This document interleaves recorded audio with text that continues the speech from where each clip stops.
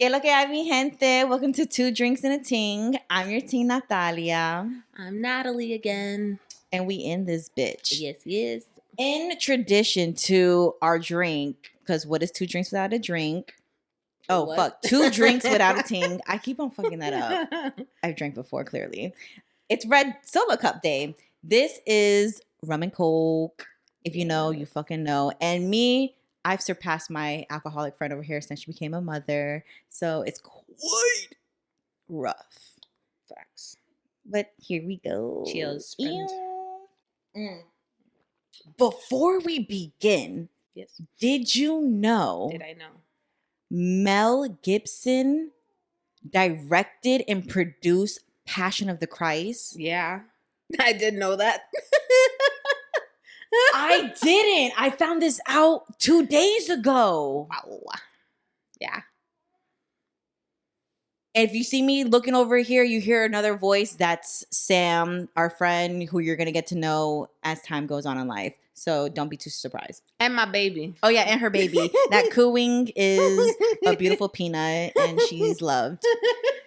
But yes, I didn't know this. And then, another one. Did you know Marilyn Manson is not his real name? Yeah, I knew that too. I didn't. I thought his name was Marilyn Manson. His name's fucking Brian. Yes. Did you know What? Stephen King wrote The Green Mile?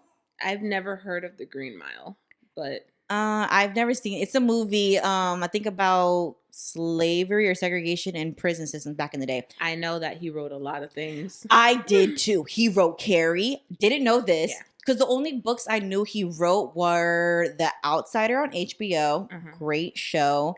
It. Everyone knows that's a good fucking movie. And Salem's Lot. I just heard that. Long fucking book, by the way. All of his books are long. But he wrote so many. He's the daddy of horror. Literally. I did not know this. Yes, ma'am. He out there. I'm shook. I feel so stupid in life. Like, how did I not know Mel Gibson wrote The Passion of fucking Christ? Wow, the irony of what you just said. But the irony is that he's anti-Semitic. Yeah. What is this life we live? He said, it don't matter. I'm here for my guap. He here for the check.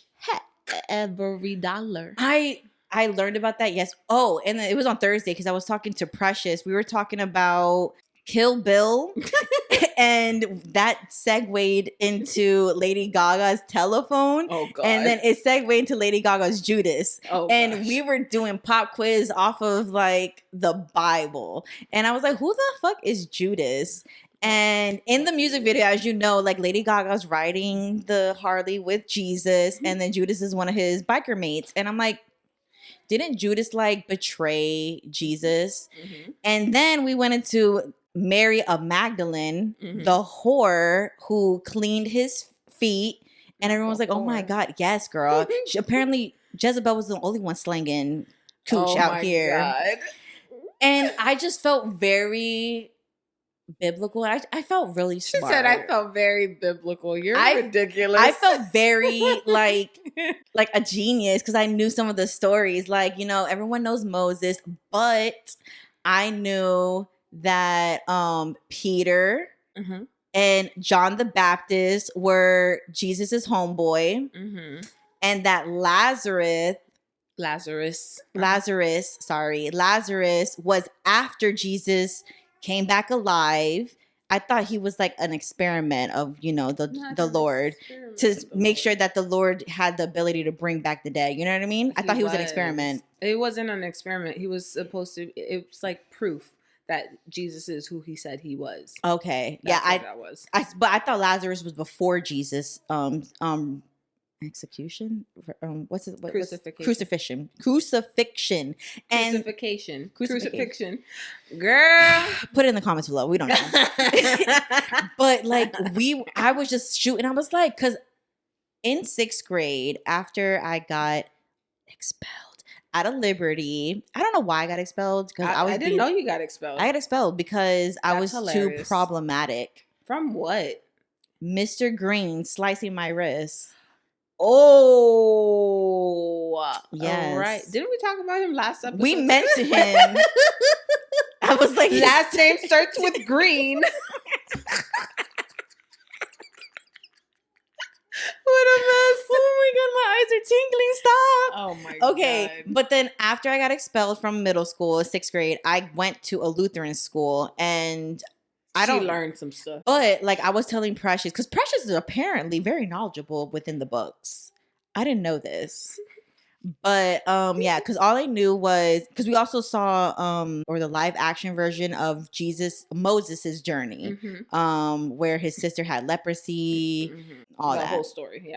Yeah, so then I remember like bits and bobs of it, but if you know me, you know I'm not religious. So the fact that I like retained this information, I was shook. And then of course, you use some of the movies like Legion about the Gabriel. You know what? Okay, question for you. Natalie was very religious. Was Pentecostal. Yeah, she was Pentecostal, so she knows stuff. So she's my person I ask. She was saved. Anyways, she tried it.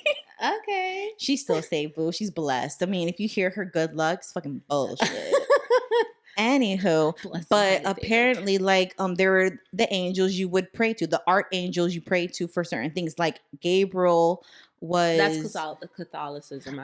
Shit! We don't pray to angels. Damn, fuck it. Okay, well, so I guess in archangels, Gabriel is for redemption or forgiveness. So Gabriel.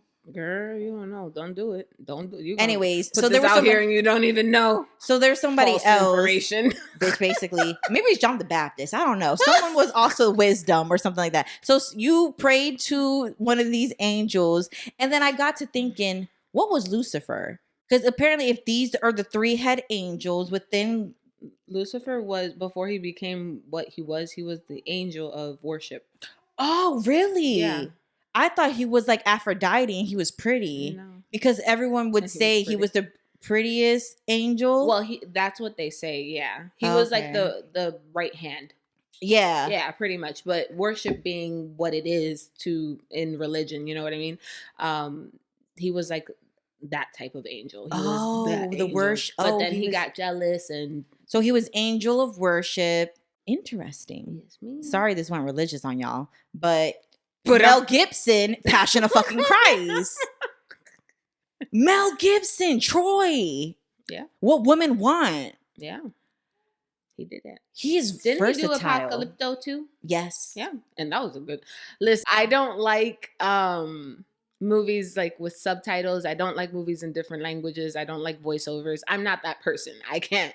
My brain can't handle it. Apocalypto was the one movie I can. That was good. And it's long as shit. For fact. So same thing with Passion of Christ. It's not in English? Passion of Christ, no. I'm talking about the length. Oh, it's yeah. That movie made me depressed. They showed that to me when I was when I was going to church with my mom. Back in the days. They showed it to all the children in the church.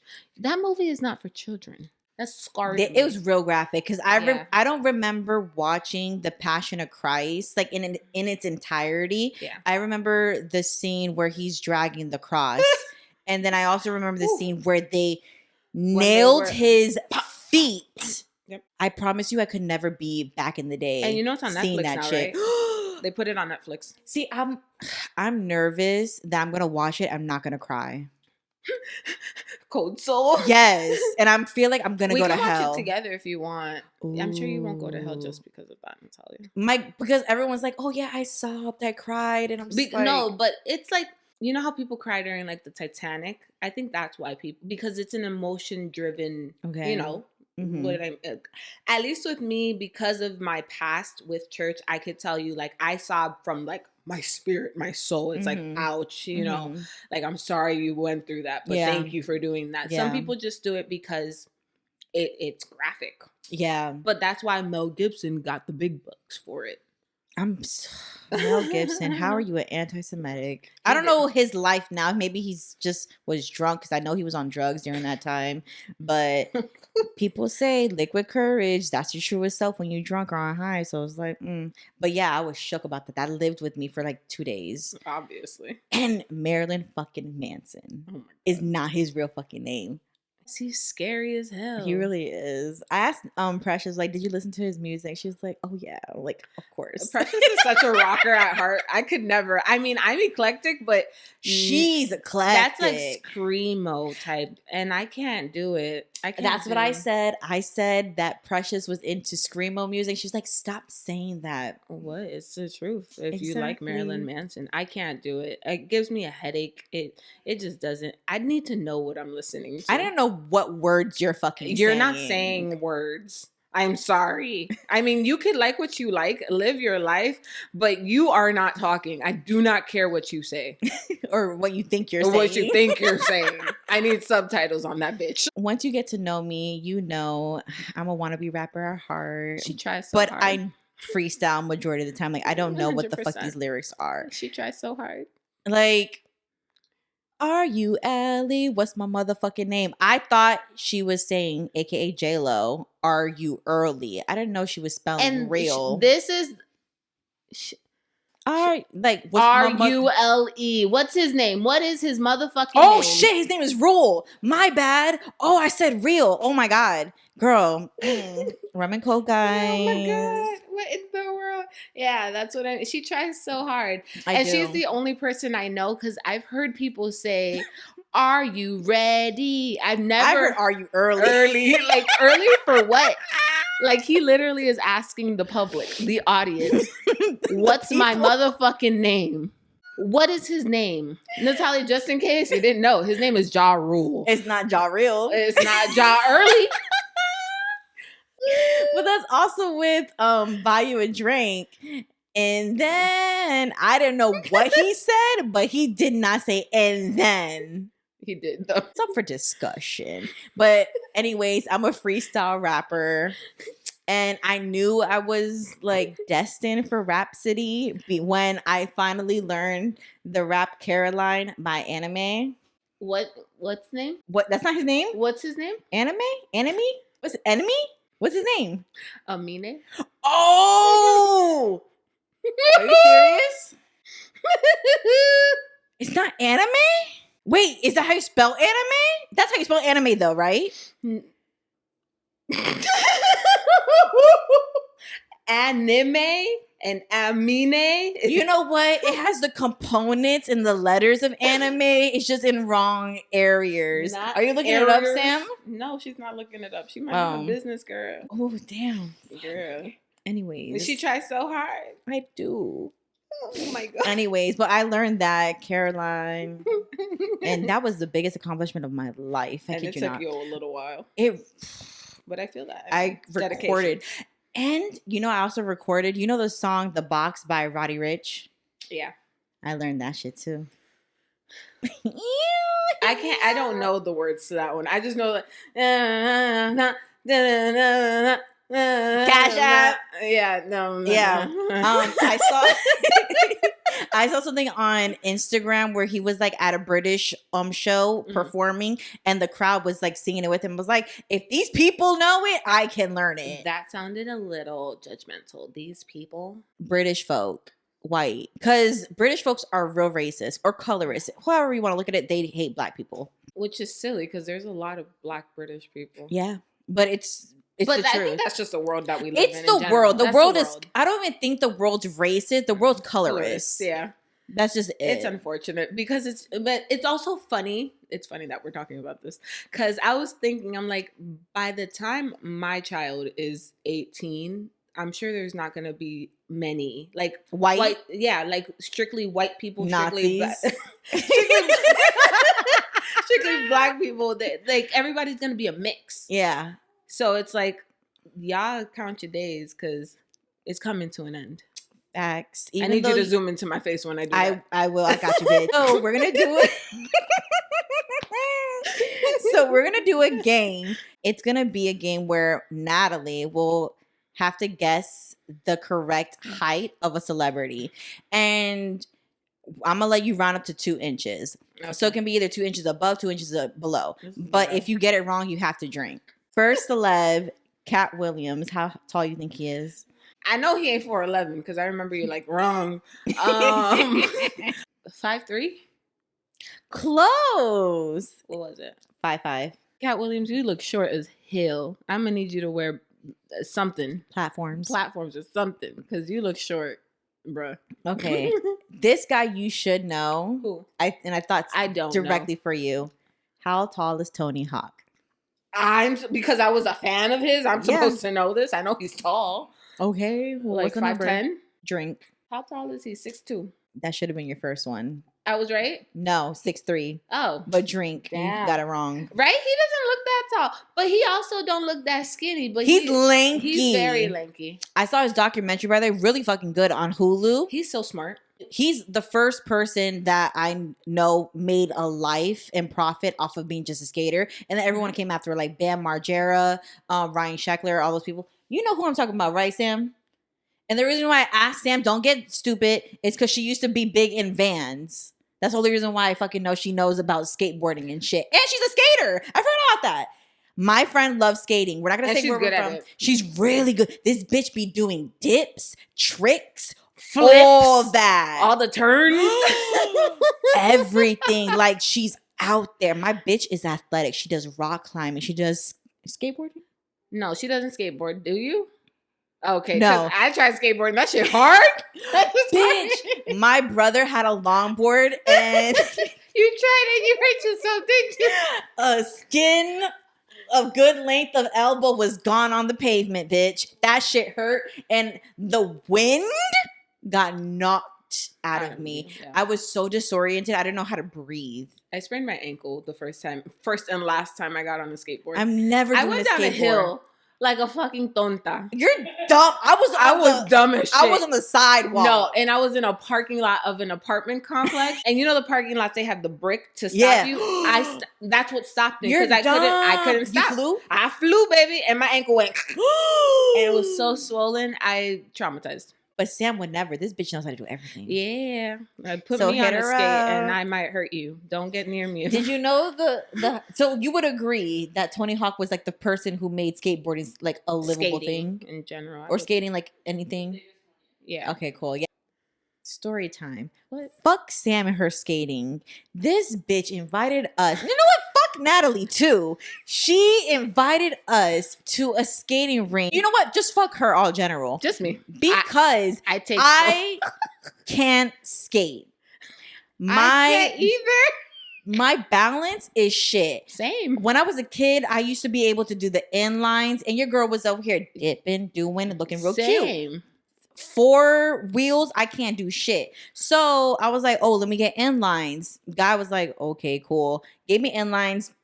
Here's my knees. They went in. I couldn't do shit. So I got the 4s, and I'm like a toddler, so I don't fall. I get confidence and I start like bouncing and driving and stuff like that. She's doing spins on both of us. All around us. Like, come on, guys. And something happened where the guy was like, we're going to play a game. And we stopped. We were the last 2 on the freaking ring. This bitch. I tried to stop it. I couldn't. She pulled me down and we fall to the floor. And again, we were the only 2. Everybody else was looking at us. And then the DJ was like, y'all okay? Shit, are you 2 okay? And I was like, mind your fucking business, homeboy. Like, that was so funny. That's a memory I'm gonna tell my kid about. Shit, I wish somebody was recording us. I was so happy because I stopped. I was like, ooh. And I was like, I can't stop. Oh my God, it was so bad. You know how when you're like trying to like do something discreetly? No, baby. I was like, I can't stop. And I grabbed onto her. I just went down. Oh, that was so funny. Fuck Sam and fuck Natalie, yo. All right, so you got that shit wrong. Kevin Hart. He's short. He's short as fuck. He's like 4'11". He's not that short. No, he's drink. No, I was gonna. What's your official? Okay, what's your official? 5'2". You're so right. Oh, okay. He's 5'2". Okay. I was ready to drink. I was like, okay. If you get this wrong, you don't love him. Ice Cube. Girl, you know that is my man in another world, another realm of life. I don't know how. I know he's not that tall though. 5'8". 5'8". Is that your final answer? Am I wrong? I don't know. Are you wrong? That's my final answer. Bitch, on the dot, 5'8". Oh, you see?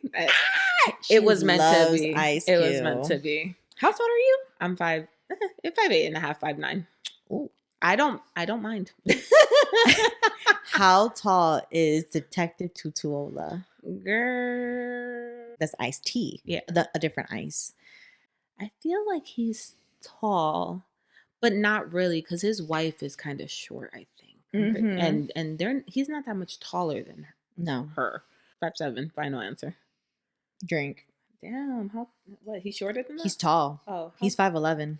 I feel like he looks so much shorter than that next to her. Well, his wife is 5'2". Oh, she's always in heels. I didn't consider that. Can I just talk about how his daughter is his twin? Have you seen their kid? Yes. Spitting image. No paternity needed. Literally. Coco, we know you a faithful girl. This is another person you should know. Young M.A. I don't know how tall she is. I don't know. No. 5. I'm gonna say 5'7". I was right. Close. 5'5". Oh, okay. She's shorter than you. Yeah, she's short. Yo, hold on. I don't know if she's 28, but she's young. She's young. Yeah, she's like our age. Yeah, just about. Last one. You should know. Erykah Badu. I don't know how tall she is. I love her. I know, but I don't know how tall she is. I'm pretty sure she's not tall. I would say maybe like 5'5". Drink. How tall is she? 5. Oh, okay. I was shocked because to me she seems pretty tall. No, she wears platform shoes. A lot of platform. And she wears big hats. Look at this big ass hat. Very tall hats. Yeah. Have you ever heard of this? This has come up twice. What? Pick me energy. Pick me energy? Yeah. I don't think you're saying that right. It's a pick me is a woman who is willing to do anything for male approval. You're not saying it the way I've heard pick it. Me. Well, how do you hear it? It's all like it's spelled like one word when I hear pick me. Oh. So yeah, I've heard of that. When you say pick me energy, I'm like, a pick me too? It's not the same. I don't know. But yeah, it's the same exact thing. I've heard of it. Have you ever known? Do you think you are a pick me in your relationship or past relationships? I really liked attention when I was single. So I think that I wouldn't say I was a pick me, because it's like, if you didn't like me, I'm not going to change who I am. But I think that when I was younger, once I was in he is picking me, I become who he wants me to be.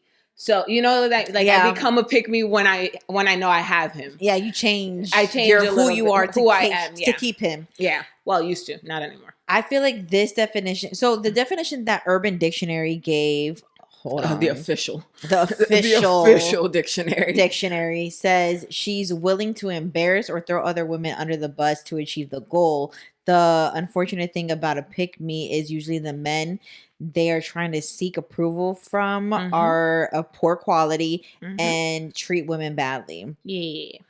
Me personally, in terms of like just off the cuff of what it sounds like pick me, I feel like that's who I am when I flirt. Like I feel like I'm embarrassing myself. I feel that's like one of my vulnerable stages in life. It's like if I'm flirting with somebody, I feel like they can see I like them. They're going to use this against me. And it's very negative. Yeah. While I sit here, as long as I've known her, I always tell her, girl, flirt. Because that's what it's for. Like, if you're interested in somebody, you want to let them know that's what flirting is. I thought me being mean to them was enough. This ain't elementary school, baby. This is real world. Clearly, I'm making fun of you. Like, I like you. Duh. But no, like, I remember when it was me, you, and Sam, we went to Rock and Brews. And that guy, he was like flirting with me. And I didn't we were know. all looking at you like, girl. You know, he's flirting with you. And I was like, knock it off to, oh, he's just being nice. Yeah. But clearly that's not the case. I think that's so interesting though, because I feel like a lot of women go through that. They're like trying to be strong. They have a defense up. Mm-hmm. You know what I mean? So I think your defense is like, back up. Back up.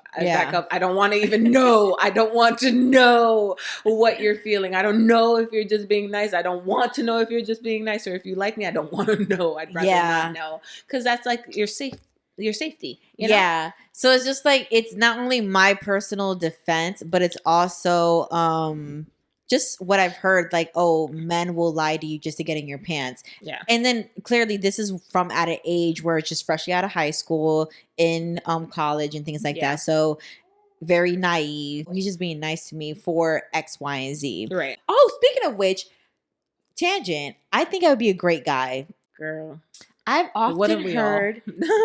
You're right. Let's just say it. But I think that as a man, I would have it like, I would be bomb at sex. Wow. This is where we're going. Okay. Yeah. And the reason I say this is I've often heard from my friends that it's not about the size of the package. It's like the motion of the ocean.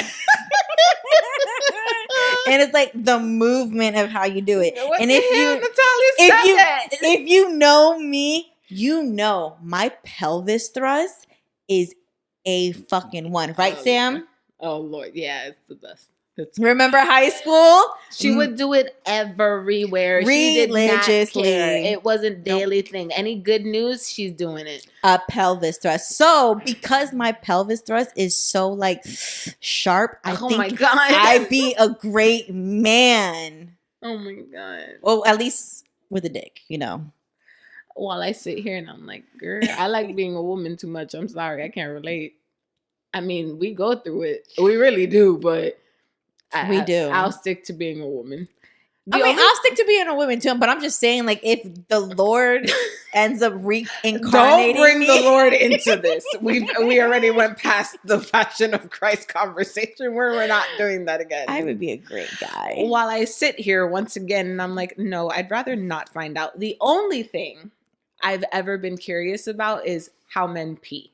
I knew you were going to say something like that. That's it. And literally, it got to the point when I was a kid, I like sat backwards on the toilet just to see, like, oh, so this is what they see when they pee. I did that too. I know. I feel like I'd be a great guy in sex. Lord. My pelvis thrust. Speaking of saving bitches, I don't think that's a segue, but Captain Save a Hose out in the streets. Help me. Define that first, though. So, like, what it is in general? Yeah, what's a Captain Save a Hose? So, a person who thinks they can be the savior, a God complex, to a random individual. So, in my instance, because I'm a woman, it will be a man. So, Captain Save a Hose out there, my ginger folk, like, subscribe, and hit that notification bell because I need money and you need to sponsor me. Any money is good money. I will lay my Cash App up there and just help me bitch out. Thank you. And comment, because we actually want to know what you guys are saying. We really do. Like, when you fuck, are you like just, are you moving your hips like pelvis thrusting? Or are you just solely relying on the girth and width of your dick? Oh, while I sit here again, I'm like, I'm married. Y'all heard the baby. If you did, that's my child. Happily married. I'm not asking you specifically. No, I know, but I'm just throwing that out there because it's like, oh, wait, this is her curiosity. It really is my curiosity. Like, because I know I can just imagine. I feel like Chris Brown, Drake, they have enough notoriety to not really put too much into their craft of fucking. So I think just them being who they are, they're not good at bed. That's what I mean. So left compared to where I thought this was going. Because this stays in my mind. I'm just like, I have the because curiosity. I feel like ugly men or poor men work harder. at their dick game. They work harder. Yeah, they work harder in pleasing a woman, whether it be eating out, fucking good, and things like that. So I feel like any cute guy has just like basic dick where they're just like pumping and doing nothing, and they just rely on their looks and things like that. Can you stop doing your pelvic thrust? This is just a little lie. This is lie. It ain't it. Because if you saw me, you're so stupid. She knows, and she knows I'm fucking great at my. Ooh, it's just fascinating to me. I'm probably gonna ask Zach next week. So, do you mean to? Maybe let me try to rephrase your question. Okay. Did you ever feel like you had to work on your sex game? Do you feel like you were ever with somebody more experienced than you, that you were like, oh, I have something to prove for facts? So whenever it comes to it, I'm in my head. So I'm just like, I feel like I need to be as studious as possible in order to not let my partner know that I'm inexperienced. But I think that there's nothing wrong with that, though, because I would assuming that, you know, you get comfortable enough with somebody that you want to open that side of yourself up to them, that you let them know, like, I'm new to this. You know what I mean? Like, you have to be comfortable, with who you are to let them know, hey, what do you like? Because no two people are the same. I don't want my lack of experience to show that I don't know what I'm doing. So I take from my friends. I live vicariously through them, and I take what you say and I try to implement. So back to it, pick me. I feel like I'm a pick me girl whenever I show emotion, become vulnerable with a man, and flirt with them. Sad, but it's life. I have a true off my chest. Hold on, before we move on, I'm sorry. Can I just say I don't like the terms that people come up for these things. It bothers me sometimes. Like pick me? Like a pick me, yeah. It's negative to you? I mean, it can come off negative because a lot of people use it like on social media in a negative connotation. Yeah. While I sit here and I'm like, is it wrong? But you also know I'm kind of traditional in that way. Is it wrong that I want to be somebody that my partner likes? You want to be submissive? Yes. In your role as a wife. As a wife, yeah. I fall in that. We're gonna go there. Yeah. Are we gonna go there? We're gonna go there. Okay. My thing is, okay, so starting off with the whole submissive thing. Let's start from there. Mm-hmm. People, I feel, in this generation, and if you do, that's on you. That's cool. I don't really care. It doesn't affect me. But submission to me means so much more than I'm being told what to do and I follow. Mm-hmm. You know what I mean? Submission to me is I'm putting my trust in you to be able to lead me to where I need to go. Like you're truly vulnerable. Yeah, exactly. In more ways than just intimacy. Right, exactly. Okay. With the whole world situation. So with that being said comes, I feel like some men now lack the ability to lead. Yeah. So that's why women don't feel comfortable falling into the submissive, quote unquote, submissive role. Yeah. Because in my belief, again, my belief, we as women, we have the superpower of being nurturers. Yeah. And I don't feel like we should be sitting here trying to be a man and a woman at the same time. I think going off of you, the men of today, again, I love men. This is not knocking anybody off. I'm just saying from the dating pool I've seen, they don't worry about nurturing a woman in the way she needs it in terms of intellect and security and things like that. They don't bother to that because all they want is the baddest bitch. You know what I mean? They only appeal to your appearance wise. But what I was going to say is men today, yes, certain men like to be the man of the house or whatever, or to be looked to seen as the leader of the family. But it comes with a negative connotation, just like, I want you to be truly submissive to me. If a woman is just okay with not doing anything and truly just falling to her man, she's a whore. She's a gold digger. Right. She's someone who's using her looks, her sexuality for a man to take care of her. But it's always been like that. But now, recently, it's a negative thing. Yeah. So I think I know what you're talking about. And I think, but nowadays men are just like, they want more in a woman. Yes, I think so, because one, I blame social media, I think every woman does, honestly. We blame social media. We feel like we're not enough because we don't look like the baddest bitch in the world. The unrealistic expectations. Right, the photoshopped version of reality. Like, we don't look like that. So there's one, but there's also a sense of, going back to you mentioning, we hear provider and men usually think money. Like, I have to work. And no, I'm sorry, when you're leading, I think, say when you're parenting, I know that's a horrible example, but when you're parenting, you're not only providing for a child, you're showing example. You're showing that, hey, what do you need from me? And I'm going to follow what you need by providing that to you. Yeah. That's it. You know what I mean? So communication. They're not assuming. Exactly. Like, this is a teamwork type of thing. Like, you help me, I help you. That's what it should be. Oh, I guess I should say me. For me as a woman, for me to fall as a submissive to you, I have to be able to trust your guidance. Because me, I'm a strong-willed woman. I was raised by a single mom. And so I was taught to be strong.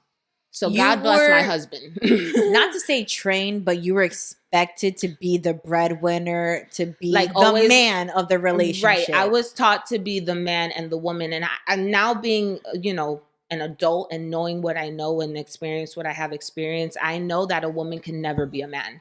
Can't be two. You can't be both. I feel like it's in our nature. Yeah. At least I can speak for myself. That's how, if I feel safe, I'm going to trust you enough with my life. Yeah.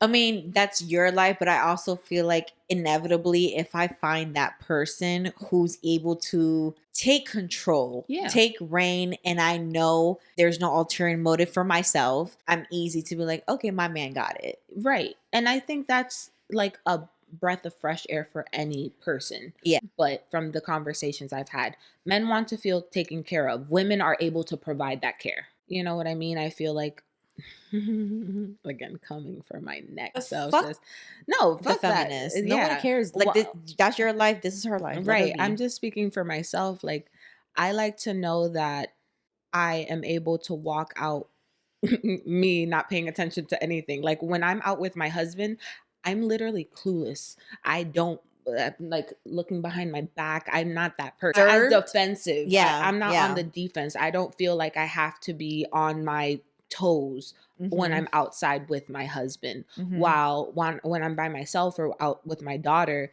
I'm ready to stab anybody.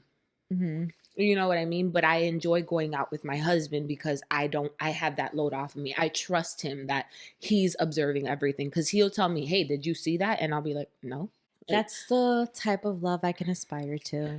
Going back, that just falls into the provider role. It's not just money. It's not just about the bags. It's not about whatever. We're not in the 1900s, but is my spirit safe with you? Is my soul sound with you? Am I able to sleep and know that you're being loyal and loving to me even when I'm not around? That is what I enjoy. I like feeling safe in every meaning of the word safe. I don't know how we got here. I think it was pick me, but this actually fits very well into a true off my chest that I got from Reddit. So the true off my chest is, I regret getting married every single moment. Ooh. Oh no. Yeah. Damn. I haven't even been married 6 months. I, 25 female, am leaving my husband, 30 male. Disclaimer, we have discussed monogamy in detail before we got married. We both agreed we were monogamous and wanted to be in a closed relationship. 1 month after our wedding, he asked if he could open up our marriage. What you thought? This came out of nowhere, and I had been shocked and angry. I told him I was not comfortable with that, and he told me just to give it time. He's a cheat. He has completely dismissed my apprehension and refused to acknowledge my concern. He tells me that he has not made moves on anyone. but he has swiped on dating apps with me in bed with him. The fuck is you on dating apps after we married, homeboy? And as a woman, why are you still in the same bed as this I would have man? been gone. He also flirts with coworkers of ours, ones who were at our wedding. Wow. Yesterday, I had someone ask if I had been the one to open, quote unquote, for the audio listeners, the marriage. I never felt so betrayed and disrespected by my husband. He has told everyone we are in an open marriage. My stepmother is letting me stay with her for a few weeks, and I'm collecting my things this evening. I can't continue this anymore. I'm in the bathroom at work crying my eyes out. Bendito. Here to confess, I'm sorry you're going through this. Your husband is a piece of shit. Not to say that people who are in open relationships are trifling, because at the end of the day, it's an agreement that you have with your partner. Right.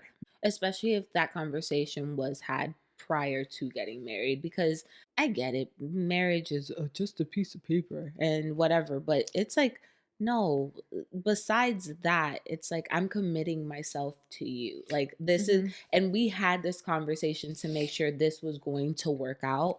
And then a month, I think she said later, that's when you're like, yep, no, never mind. Like, do you think that you can change your mind? You ultimately got married with the hopes that I was going to change my mind. And no, homie, that's not how that works. She was really strict. Like, we were always monogamous. We right. never talked about opening the relationship. So I'm just thinking in his head, where did you get after a marriage, like 1 month after marriage, that we would be open? Where? It sounds like he wanted his cake and he wanted to eat it too. And I know this is not everyone's book who is in an open relationship or whatever, but I think because you've asked, you've already done. Right. Or at least gone to the point where you thought to. It's been a thought. You've entertained. Right. And the fact that it was a conversation prior to marriage, who are we to think that he's the one that asked? Like, are you into open relationships? And she said no, so he went along with it. You know, again, in hopes that they get married and then maybe she'll change her mind. But that's just not, that's not cool. Exactly. Because, like, if you're going to be in an open relationship, like, do what you want to do within your relationship, because you're the only one who's married to that individual and you live in that life the whole entire time. But it's just like, if it's a one-sided thing, then you respect it. But then I'm just thinking in my head, like, if you guys had the conversation, it's just like, what made you think, oh, okay, I'm going to give her marriage and she's going to be okay with it, or I'm going to be able to spawn off extracurriculars and she's not going to be pissed off? Right. It's not even a matter of this is about open or closed relationship, monogamy or polygamy. It's a matter of, I want this, but I want you. So let me get you, and then maybe I could get this too. I can sway you. Right. To want to get into this. And it's like, not everybody's okay with that. And shit, that doesn't sound like it should be okay with anybody, honestly, because you're marrying me with a certain expectation, knowing where I stand, thinking that you can sway me. Devil as an advocate. Let's say your husband says, hey, I want to open this marriage up. What do you think? No, I'm crazy. Okay. Like, it's that simple. First of all, I don't think my husband is that type of guy, one. And two, I'm absolutely not that type of girl. I'm absolutely not, because I'm crazy. Like, I when I say crazy, I guess I should define that. I know that sounds horrible. Possessive? I am possessive. I'm possessive. Yeah. I'm a jealous person. Yeah. If I see, look, I don't like people. So if I like you, I don't want to share you. In the realms of my significant other, and I let my guard down and I'm vulnerable with you, I don't want to share you. Yeah. That's a lie. I am jealous. I'm crazy. I will become crazy. I'm not crazy now. I'm funny, but I'm not crazy. Yeah. But I will become crazy for someone who has me in love, in raptures, enigmatized. I don't know how you want to call it. But if I selected you as my significant other, best believe if you're sharing your fruits with bitches, I'm going to be pissed and I might chop you.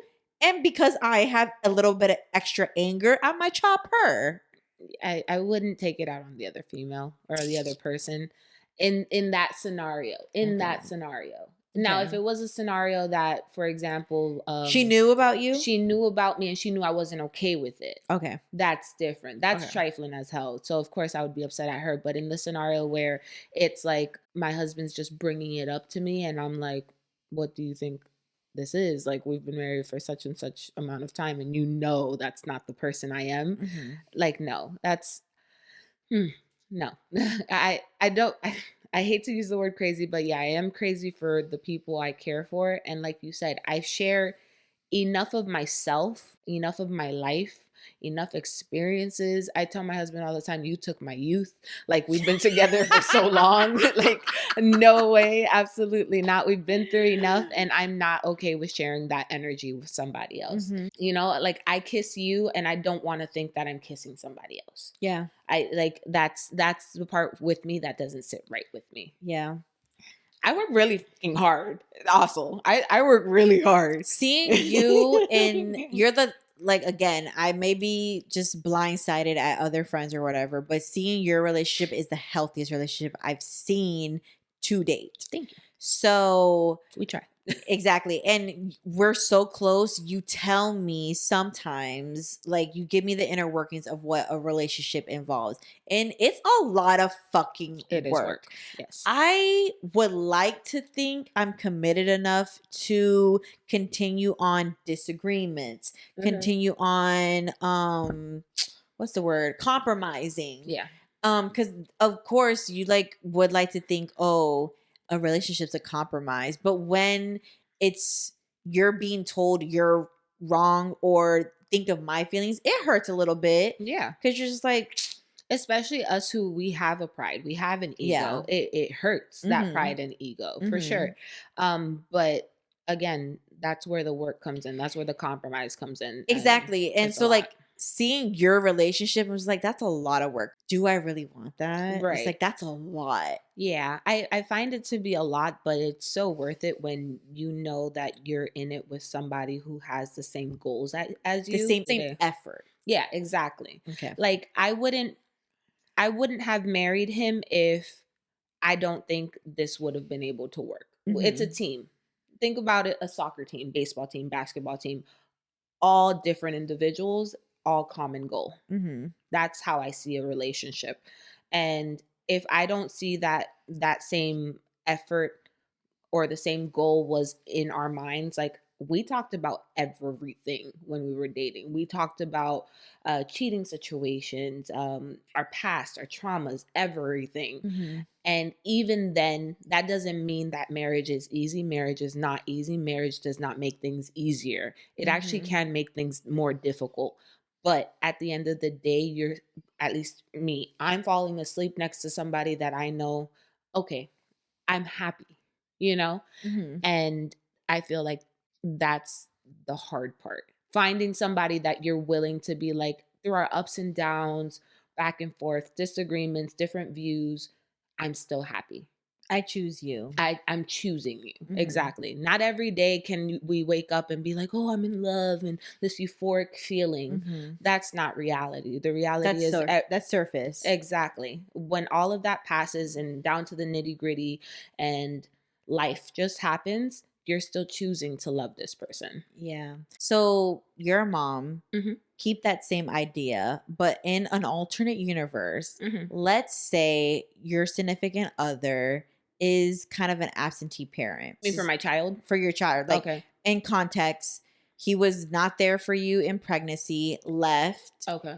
Gave birth to the kid, came back, was dedicated to the kid for 6 months. And then leaves. Dips again. And then plays that on and off game within your child's life. Do you think, because as a mother now, that you would leave the door open for your child to have a relationship with their parent? Or would you lock it off because his absence affects the child more than when he's present? You know what I mean? Yeah, and that's a really hard question. You don't know what the right thing is to do because you don't know what would affect the child worse. Me personally, because I'm not saying that my dad was never there, but there are memories of when I would be extremely excited to see him. Same. Because he was absent for a long time. So I can remember going back to be like, am I going to see my father today? Is he going to answer the phone? Things like that. I feel if I have a child and the parent has chosen to not be involved in the child's life, I'm locking you off real quick. If you want to see my kid, you're going to have to put effort. So we're going to have to go to the court. You're going to have time to see him and things like that. Because in my life, I would rather you not be in it than give my child false hope. Right. And you ultimately disappointing them because, oh, daddy's coming on Friday and he doesn't come. There has been times when my father has said, I'm going to pick you up on so-and-so date. And he just not able to do it. And I'm sobbing in the dining room table because I want to be with my father. So you as a parent now. Yeah. So if that was my case, I am a wholehearted believer that court is your best friend. That's me. I believe if anything, we need a mediator. I need everything to be, and that's maybe because of my OCD, that's maybe because of trust issues, whatever, but I feel like that's what the court was made for in that instance, is the judge is going to rule what's right, what's wrong. Gonna hear both sides. This is a third person that has nothing to do with us, unbiased completely. They're going to hear us out and rule what would be best for the child. I think that's always the right decision. Now, if it came to this person telling me like, oh, I'm going to be here such and such day, after a few times of them saying that and watching the child be hurt and whatever, blah, that whole emotional state, I would, of course, be a little bit more on the defense and be like, oh, if you're really going to meet us, then meet me there. And then it could be like a surprise for the kid. Like a bonus. Right. It'll be like a surprise for the kid. I don't have to tell them that.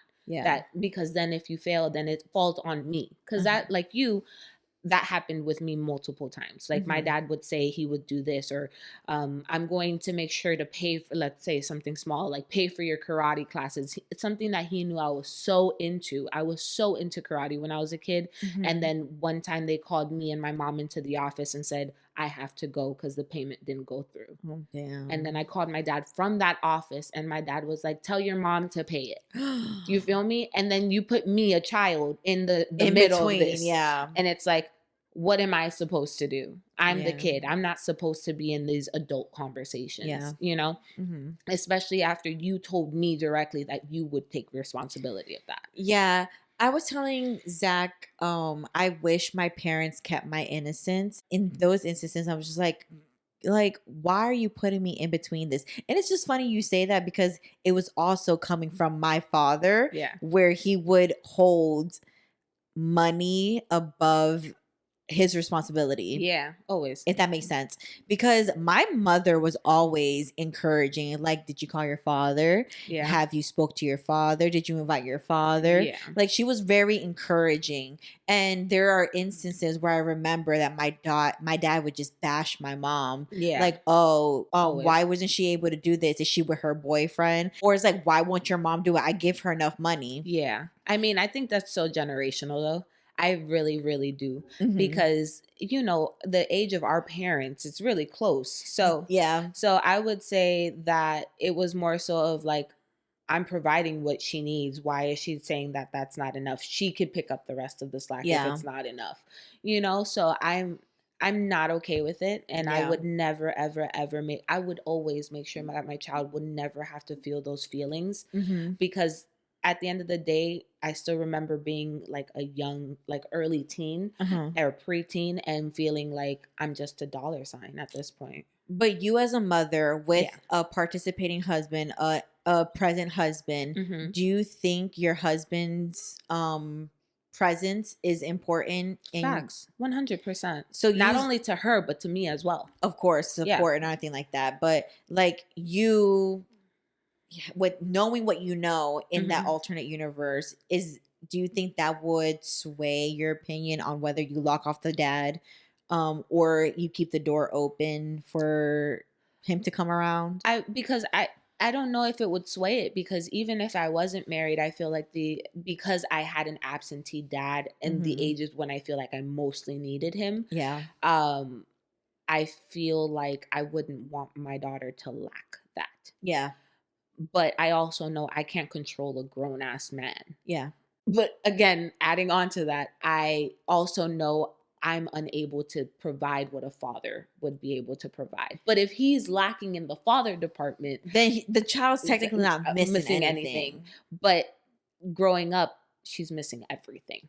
Yeah, like I didn't realize, I don't know, I probably still don't realize the importance of a father figure. Because like you would listen to people be like, oh, she has daddy issues. Yeah. But it's just like, what's really daddy issues? Yeah. Like me, yes, I would be sad if my father didn't come through or whatever, but my mother also did everything in her power where I wasn't lacking. Yeah. It was all very delayed.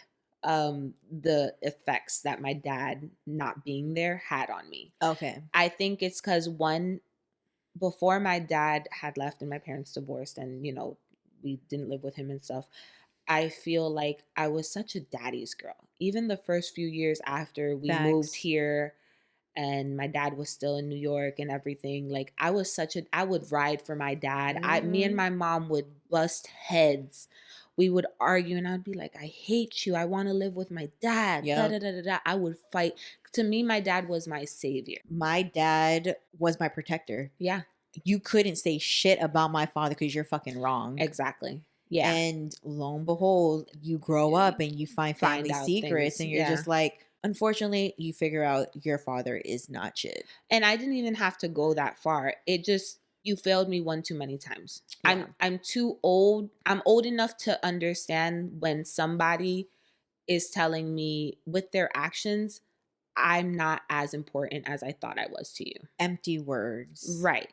And not only that, I could call you. My mom, like you said, my mom would always make sure that, hey, call your dad, call your dad, call your dad. Here's your dad. Oh, did you say happy birthday to your dad? Don't forget your dad's birthday. Happy Father's Day. Happy Father's Day. Especially since we're Dominican, they have two Father's Day. Because the Americanized and the Dominican. Mm-hmm. Yeah. And that was always a thing that my mom, even now, she tries to make sure I keep in contact with my father and stuff. But growing up, I thought that was like, duh, like I love my dad. Of course, I'm going to call him every day. I'm going to complain to him about how horrible you are as a mom and da-da-da, and I was always on my dad's side until one day I still remember waking up and being like, hold on, it's my birthday and you didn't call me. Mm-hmm. Yep. And it started with that one missing day. Like I waited all day on my birthday for my dad to call me, and my dad did not call me. Life is so crazy because that happened to me. My dad was in DR. Yeah. I guess he just forgot. Mm-hmm. And that crushed my soul because it breaks you, boy. If he was in America, he wouldn't be so occupied with his family, and he would remember today is August 1st. Leo gang. It's my daughter's birthday. I need to call her. And as a kid, it's just like, it's not, you don't understand, oh, my dad's busy. It's like he forgot about me. Even as an adult, I won't understand because I will still text you every day on August 1st, happy birthday. And we're not technically family. You know what I mean? Yeah. So it's like, it doesn't take a lot for a phone call or a text message to say happy birthday. That's the thing. And I would be perfectly fine with just a text. Yeah. I'm the easiest person to keep content. Just fucking text me. I get, you thought of me for Harry Potter? Yeah, just showing like I'm important to you. Exactly. That's all it is. So imagine that us as adults feeling that way. And now as a kid, that gets magnified, especially coming from somebody that you looked at as, he's everything. He's my world. Knight in shining armor. Right. Until not. Yeah. You're literally the fucking villain. And it just... And that just starts off, that just goes right back to the whole relationship thing. Like, because we feel this way, we're failed by our absentee dads in that way, then we feel like have to be extra strong. We have trust issues and stuff. And it's like, yes, that's all work that as an adult you can only blame that for so long as an adult until you start working on yourself. You can only blame your parents so far, right, until you have to be the adult and take ownership, control of how you feel, your destiny, and things like that. Yeah. But I just feel bad for like, when you look back, at least me, my therapist one time told me, and this impacted my life, you have to nurture and care for the little Natalie with what she didn't have when she was around. Yeah. Now she's within you and you have to care for her. Yeah. You have to provide what she needs. Mm-hmm. And when I was told that, I'm telling you, my life was like, first of all, I cried a whole lot during that session. I can imagine. You don't think about that, like you're still that same little girl. You still have these memories. You're just holding on to it. It's didn't know how empty my childhood was until I heard that from my therapist. Yeah. It's so sad. Freaking like, therapist. You go from thinking, oh, my childhood was great, amazing. And then you come to go to therapy and they're just like, sorry, sis. My therapist says the same thing to me. Cause like I take what you say with a heavy hand because you've experienced things that I will never experience. And I would think vice versa. I don't know. Yeah. For sure. Cause that's just how life is. Right. So when you heard that and you told me about it, it would register in my mind. But when I heard that after my therapist heard everything about my life, I was just like, I'm not different. Yeah. I'm the same as my friend. Yeah. And I too have been starving and neglecting my younger self. Yeah. That's wild. I feel like that's just everybody. Unless you like sit down and you're like Gandhi or some shit. Like for sure. We don't stop and think like, bro, I'm broken. Oh, yeah. When you realize how broken you are. I mean, when you sit down and really sit down with yourself and just think like, damn, I'm broken. But that also comes with society showing that you as a person, you're not supposed to be broken or show weakness. And that goes for men and women. It's unfortunately more on the man side. Yeah. You're not supposed to show that you have a broken child in you. Yeah. And that you now need to work on your shit. None of us feel safe enough to be vulnerable to the world. And that's why I appreciate our friendship as much as I do. Because me at the hefty age of 20, how old am I? I keep saying 28. I think I'm 27. You're not. You're like 27. Yeah. I appreciate our friendship because me at this age, I am okay speaking of, these things. Same. I'm broken still and I'm still working on myself. Same. And again, I appreciate people that can hear me out and I feel like you get it, even if you don't. You know what I mean? Yeah. Like you will never understand because you're not walking in my shoes, but you can hear me out without judgment. Yeah. And that's what's so hard to find sometimes. I love our friendship because we've lived different lives, but we have so much similarities. Yeah. It's fucking crazy. And it's wild that you could experience that in New York, Dominican Republic, and me in Florida, because that's where I've lived majority of my life. So it's just like, it's wild. So that's why I can appreciate this relationship, this friendship. And I'm going to say to the end, she's my sister from a different mister. I don't see anything different. Like, I don't see you as a friend. Yeah. You're my sister in all reality. Because literally your friends are your chosen family. Then I'm able to be the rawest person I can be with you, and I know it's literally no judgment. Yeah, it's just to show that it's okay to be fucked up and broken and just talk about it. Like ultimately I feel like talking about it is the key to making shit better. I truly feel honored. It's like, damn, after all I've said to you, after all I've asked for you, you decide to still stick with me. You're a real bitch. Thank you, girl. Thank you, girl. And with that peanut crying, I think we end this pod. It was a really good pod. Yeah, that was good. It got deeper than what I thought it was. It was. So again, like, subscribe, hit that notification bell for the YouTube viewers and audio listeners. Please follow and subscribe anywhere you get your podcast because I'm everywhere. Be safe. Don't die. Love you. Bye. Dos vidaña. Bye.